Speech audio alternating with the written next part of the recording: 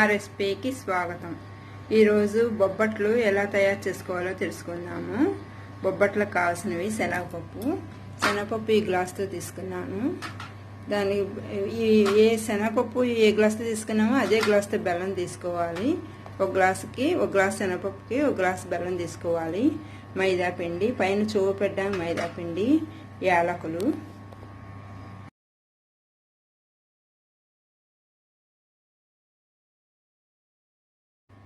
శనగపప్పుని ఒక గిన్నెలో వేసి బాగా కడిగి కుక్కర్లో పెట్టుకోవాలి. 3 విజిల్స్ రానివ్వాలి. శనగపప్పు ఈ గ్లాస్తో తీసుకున్నాను కదా, అదే గ్లాస్తో ఇదిగో బెల్లం తీసుకున్నాను. ఇలాగా శనగపప్పుని ఇలా కుక్కర్లో పెట్టాను. ఇది 3 విజిల్స్ రానివ్వాలి. చోవుకి మైదా పిండి తీసుకున్నాం కదా, ఇది ఇలా బేసన్లో వేసేసుకోవాలి. వేసేసుకుని కొంచెం సాల్ట్ వేసుకోవాలి. ఎక్కువ కలే లైట్గా వేసుకోవాలి టేస్ట్కి.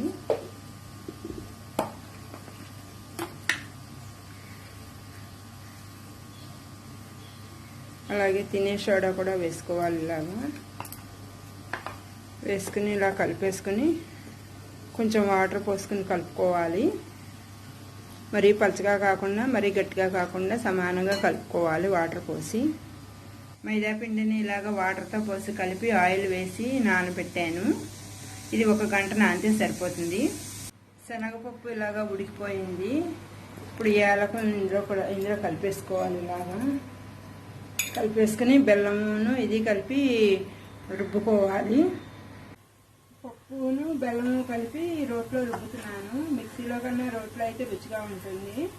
నేను కొంచెం పప్పు వేస్తున్నాను. ఇలాగా యాలకులు కూడా వేసేసాను. దీనికి సరిపడా బెల్లం వేస్తున్నాను.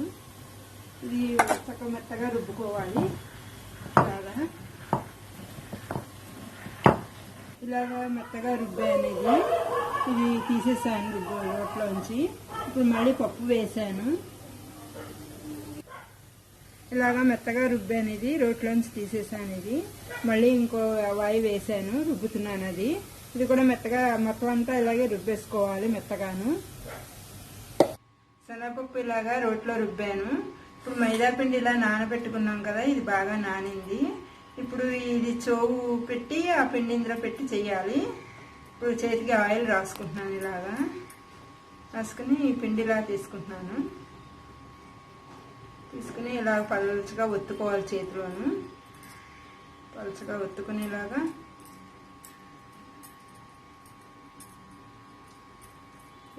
ఈ పప్పు రుబ్బాను కదా, ఈ పూర్ణం ఇందులో ఇలా పెట్టుకోవాలి. పెట్టుకుని దీన్ని అంతా ఇలా కవర్ చేసేయాలి. ఈ పూర్ణాన్ని పిండితోను ఇలా కవర్ చేసేసుకోవాలి. ఇలాగా కవర్ చేసుకుని కొంచెం అరిటాకు కానీ అరిటాకు దొరికితే అరిటాకు తీసుకోవచ్చు. లేకపోతే ఏమో ప్లాస్టిక్ కవర్ అయినా పర్వాలేదు. నాకు అరిటాకు దొరికింది అని అరిటాకులో వేస్తున్నాను. అరిటాకులో వేస్తే రుచిగా కూడా ఉంటుంది. ఇప్పుడు ఇది ఉంది కదా పూర్ణంతో పెట్టింది, ఇది ఇలా వేసుకుని ఇలా ఒత్తుకోవాలి. ఇలా పలుచగా ఒత్తుకోవాలి. ఇప్పుడు ఇది ఏం చేయాలంటే పెనం మీద పెట్టుకుని సిమ్లో పెట్టుకుని మెల్లిగా కాల్చుకోవాలి. ఇది ఇలా పలుచగా ఒత్తాను. ఇలాగే అన్నీ ఇలాగే ఒత్తుకోవాలి.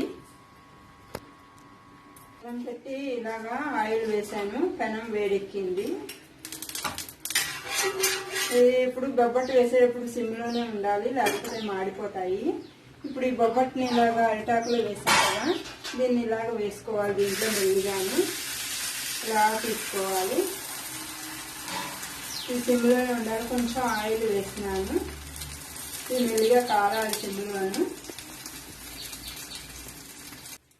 ఇది ఇంకోటి రెడీ చేస్తున్నాను. ఇలాగా దీన్ని కూడా ఈ పూర్ణాన్ని ఇలాగ పిండితో కవర్ చేసుకోవాలి. ఇలాగా కవర్ చేసుకుని మళ్ళీ ఇలా ఆకులోనే పెట్టుకోవాలి. ఆకులో ఆయిల్ వేసుకోవాలి. ఇది చేతికి అంటుకోకుండాను ఇలా పలుచగా దీన్ని ఇలా ఒత్తుకోవాలి. ఇలాగా పలుచగాను ఇలా పలుచగా ఒత్తుకుని అది కడిలోకి ఇది రెడీగా ఉంచుకోవాలి. ఇలాగా ఇది ఒకవైపు కాలింది, దీన్ని ఇలా తిప్పుతున్నాను. ఇది రెండో వైపు కూడా కాలేక తీసేసుకోవాలి.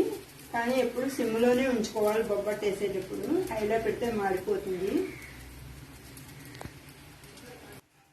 బొబ్బట్టు ఇలా రెడీ అయిపోయింది. రెండు వైపులా కాలింది బాగాను. ఇది ఇలా తీసేసుకోవడమే ఒక ప్లేట్లోకి. మళ్ళీ ఇంకో బొబ్బట్టు వేస్తున్నాను. కొంచెం ఆయిల్ వేస్తున్నాను. వేసి ఇది మళ్ళీ ఇలాగే అరిటాకుతో ఇలాగ తిప్పి వేయాలి. ఇలా జాగ్రత్తగాను